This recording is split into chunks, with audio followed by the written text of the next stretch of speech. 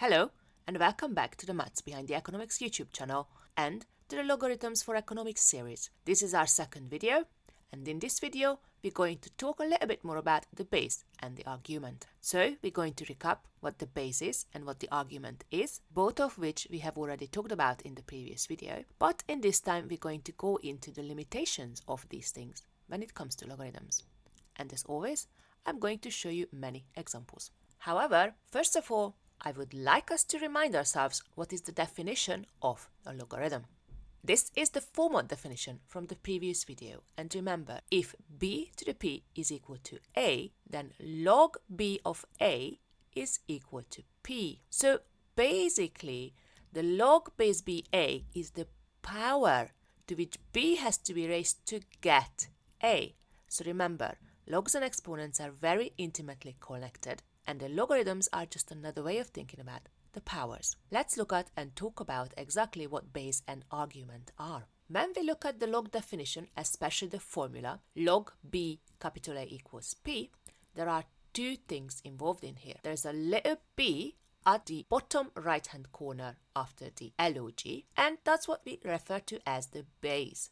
And remember, this is exactly the same base as the base for the exponent. Now, the other number that is involved in our logarithm is the capital A, which is also the argument. Now, this is the number behind the log sign, and this is the same as the answer would be in the exponent. Now, let us make a bit more space and start to play around with some powers. So, what happens if I was to raise 1 to different powers? So 1 to the 0 is equal to 1. 1 cubed is also 1. 1 to the negative 2 is equal to 1 over 1 squared. But that's just 1 divided by 1, which is giving me 1. Now, I hope that you believe now that it doesn't matter what power I raise 1 to, so it can be any number, I'm just going to say n, is always going to be equal to 1. Let's look at another interesting number, 0. What happens if I was to raise 0 to the 0 power? Well, I already run into trouble because in some areas of mathematics, 0 to the 0 is defined as 1, but in some areas of mathematics says that this is undefined. Now, undefined means is that we just don't have a value for it. So, in some areas of mathematics, 0 to the 0 does not exist as a valid number. Now, let's look at some other powers of 0. 0 squared is, well, just 0 times 0, and 0 multiplied by anything is always 0, so that's just going to be 0. 0 to the 5, that's also nice because that's just 0 multiplied by itself 5 times, so that's still equal to 0. But now, what happens if I wanted to raise 0 to the negative 3 power? Well, remember the negative powers are just 1 over the positive equivalence of the power, and if you don't remember this, I will link you the right video in the corner so you can check it out. But now I'm in deep trouble because 0 cubed is always 0, but I cannot divide by 0 in mathematics. That is undefined. So when I have 0 as a base of my exponent, and when I have 1 as a base of my exponent, I start to run into troubles because there is not much difference. 1 raised to any power will always give me 1. 0 raised to some powers is defined and it's going to give me back 0, but other powers it's not defined. Let's look at the powers of positive numbers. So positive numbers. So a bit more space, and then let's look at the different powers as 2. Well, 2 to the 0 is going to be giving me 1. That's fine.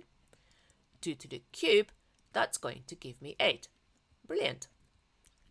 2 to the negative 2, that equals 1 over 2 squared, which is 1 quarter. I raised the positive number to a negative power, but I still ended up with a positive number. Now, what's going to happen if I'm going to raise 2 to a fractional power, let's say 2/3? Now remember, in the fractional powers, what is in the denominator of the fraction, that's going to be my root. In this case, that's 3. And what is in the numerator of the fraction, that's going to be my simple power. So this is just the cube root of 4. Now I don't know exactly what this value is. I will need to use the calculator for that. But one thing is for sure, this is also positive. Well, I can write that this is positive here as well, so we remember. So what's the conclusion here? it doesn't matter what power I raise 2 to, even if it's negative or fractional, it's always going to be positive. Now, is this just for 2? Let's look at another example. 5 to the 0, that's going to give me 1. 5 squared is going to give me 25. 5 to the negative 3, that's going to be 1 over 5 cubed, which is 1 over 125. This is a very, very small number, but it is a positive number.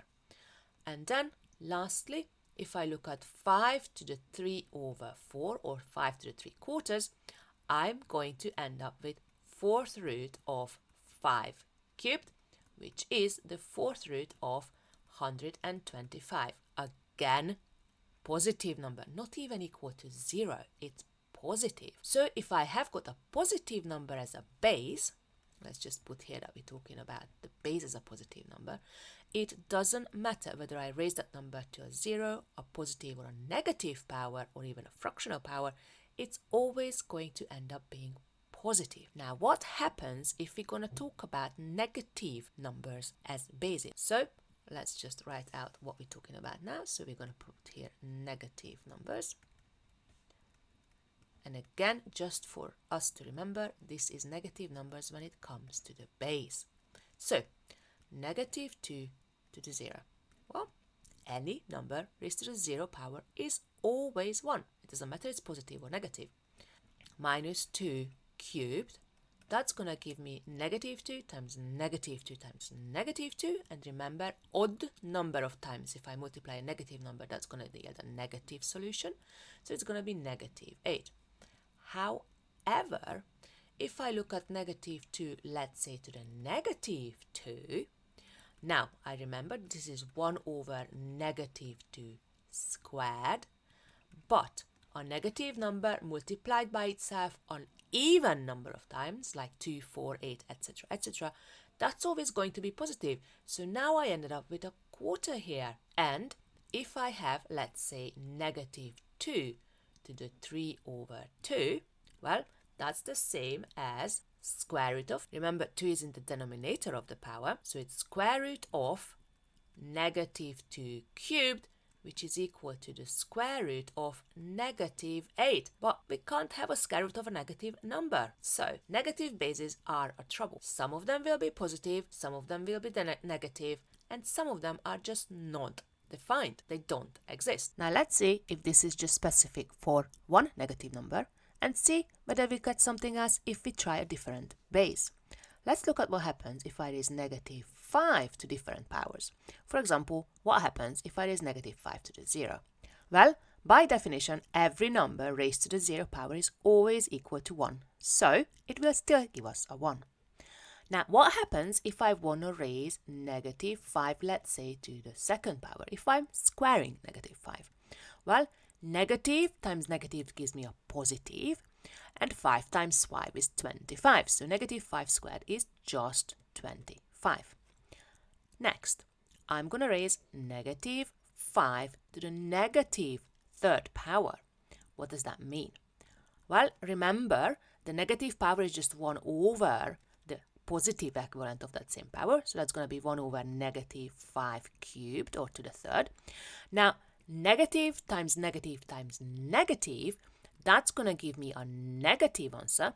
Remember, every time I'm raising a negative number to an odd power, 3 is an odd number, that's going to end up being negative.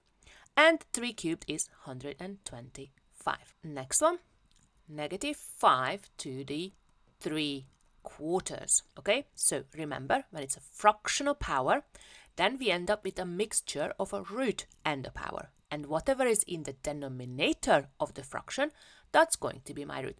So I'm going to end up with 4th root of negative 5 cubed. Well, what is that equal to?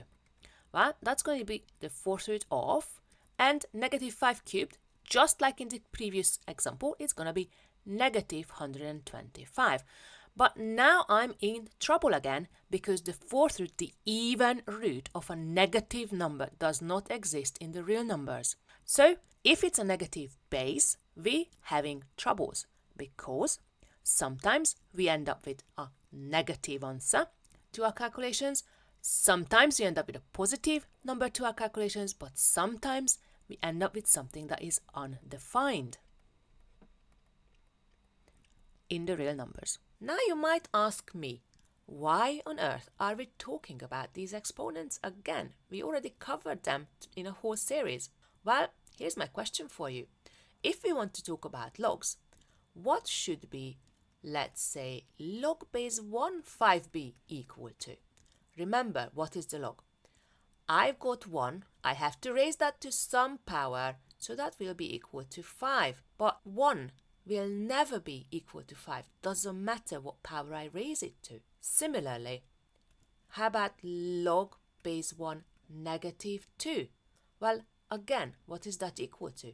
Well, the theory would say that this should be 1 raised to some kind of power that should yield me negative 2. Well, 1 will not be equal to 2 ever, doesn't matter what power I raise it to, let alone being negative 2. So I'm already in trouble with this simple base of 1. So as you can see, having a log base of 1 is not a very good idea. How about log base of 0? What would be log base of 0 to be equal to?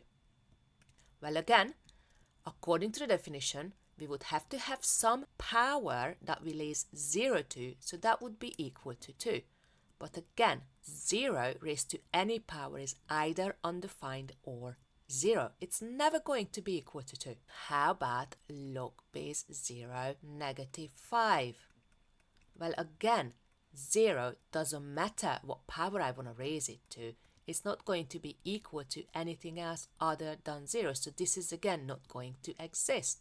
So we can't really talk about log base 0 either, because none of the numbers I want to put into the argument would make any sense. Now, one last question. Let's say if I was to choose log, and keep it simple, negative 2 base. Just look at some negative bases.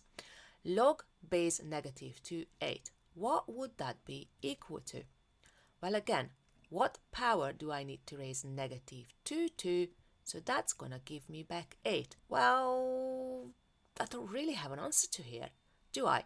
Because I would need to raise negative 2 to an even power, so it would yield a positive answer. But if I raise it to an even power, that's not going to be equal to 8, is it? So how about log base negative 2 negative 8? Well, I'm lucky here, because negative 2 raised to the third power is going to yield me negative 8. But I am in still trouble with the negative log base, because I will be able to talk about some powers, but I won't be able to talk about all powers. Now, let's look at one more example around these log bases.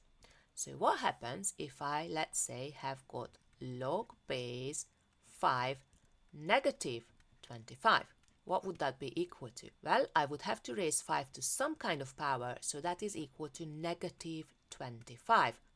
I'm in trouble, because it doesn't matter how many times I multiply 5 together, it's never gonna yield a negative number. Well, I'm having the same problem in the case when, let's say, I look at log base 2 and it's negative 16 in the argument. Again, I would have to raise 2 to some power that would give me a negative 16.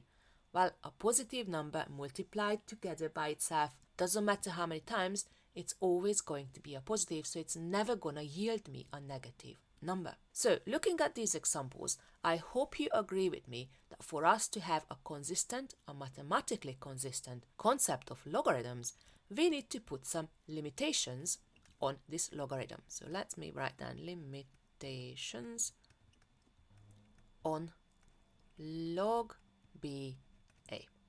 Now, what are these limitations? First of all, we have to make sure that the base cannot be negative. Furthermore, the base cannot be 0 either, so the base have to be positive. And by this criteria of b bigger than 0, we have dealt with the problem here, what we had when we had a negative base. But moreover, with this one criteria, we also dealt with the case when the base would have been 0. However, there's an extra criteria that we have to use here, is that the base cannot be equal to 1. Look at here, b bigger than 0, gets rid of the problem of the negative bases, gets rid of the problem of the 0 base, but 1 is bigger than 0. 1 is a positive number, so we have to make the criteria clear that my base cannot be equal to 1 as well. And again, what was the last problem that we had is that the argument, the number behind the log, cannot be negative. So that's the last criteria, that a has to be positive. Now we are ready to establish the formal proper mathematical definition of logarithms. And it goes by this. Let b positive number which is not equal to 1, and let a be a positive number. Then log base ba is equal to p if b to the p equals a. Or in everyday language, log ba is the power to which I need to raise b to get a. Well, I hope you found this video useful, and I hope you now understand why there are limitations on the base and the argument of a logarithm. See you in the next video. Bye!